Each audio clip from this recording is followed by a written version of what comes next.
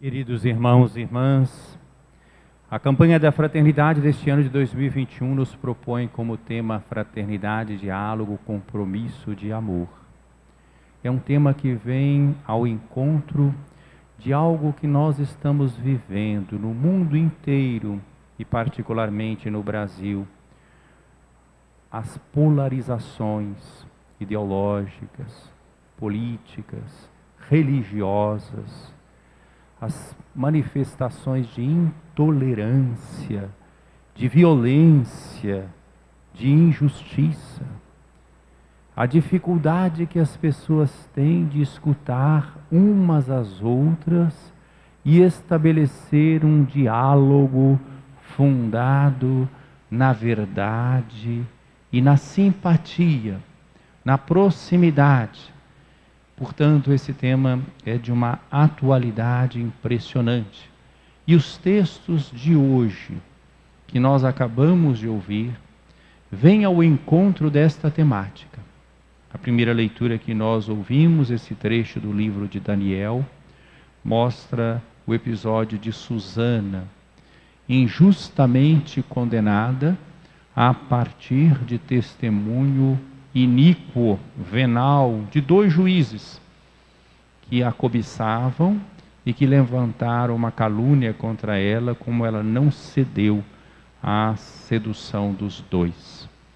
Ela então, e a comunidade apressadamente, ouvindo o testemunho daqueles 2 anciãos, não só 2 testemunhas, mas 2 anciãos juízes, então logo condenou Susana à morte.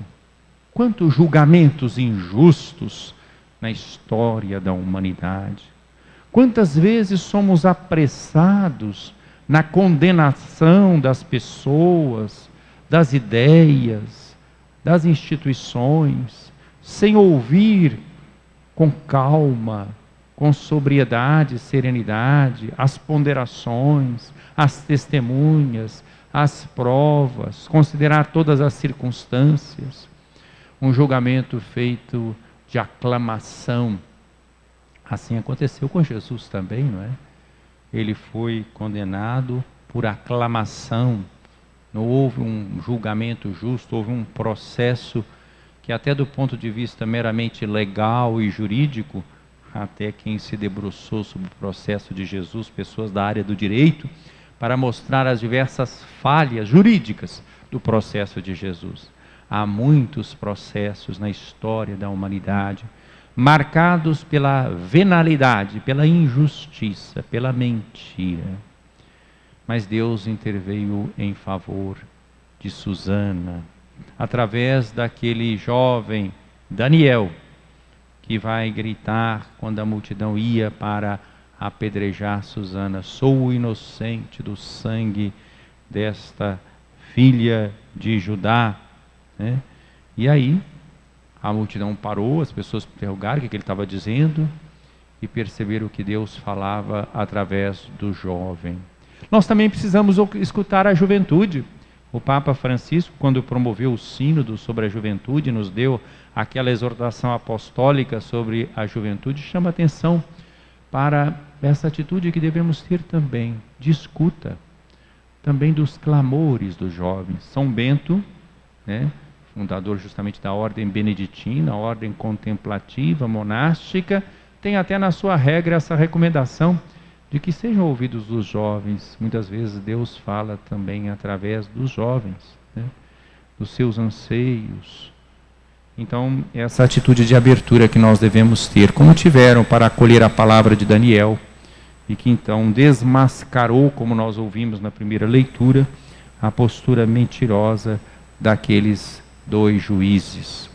No Evangelho, nós vemos também uma situação que nos impressiona. Jesus está próximo da sua paixão, está em Jerusalém. Já existe um clima de condenação em relação a ele. Querem matá-lo, querem prendê-lo. E isso já se espalhou. O povo está dividido, polarizado, como hoje também, polarizado. Às vezes as pessoas olham para uma pessoa, começa a falar alguma coisa, então esse já é desse lado, esse já é daquele lado, nem ouve o resto. Nós precisamos de restabelecer o diálogo, Então havia nesse tempo de Jesus também essa polarização forte.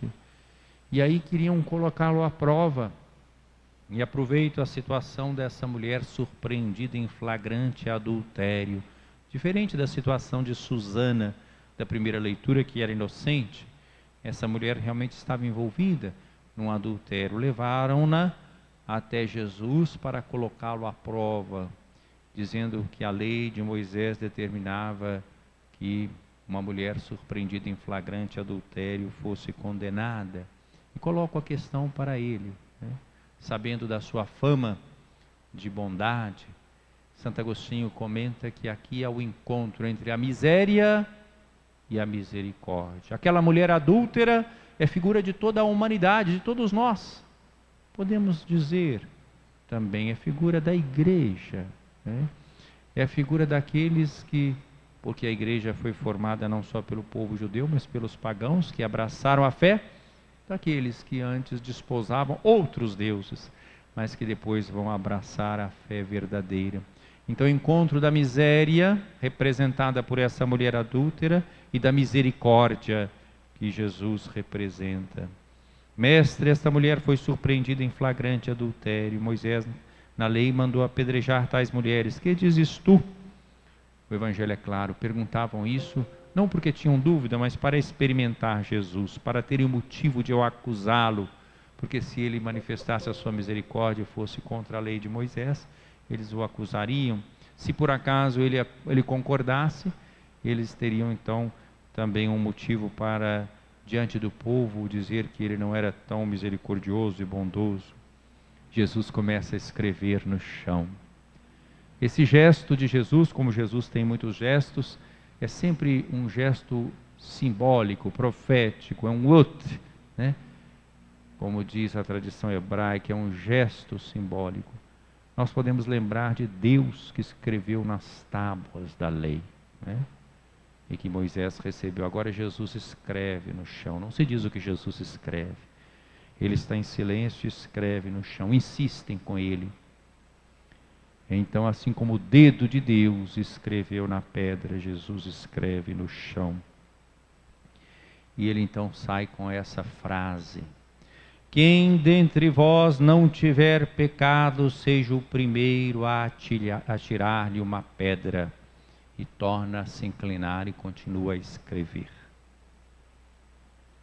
Eles, ouvindo o que Jesus falou, ficaram paralisados.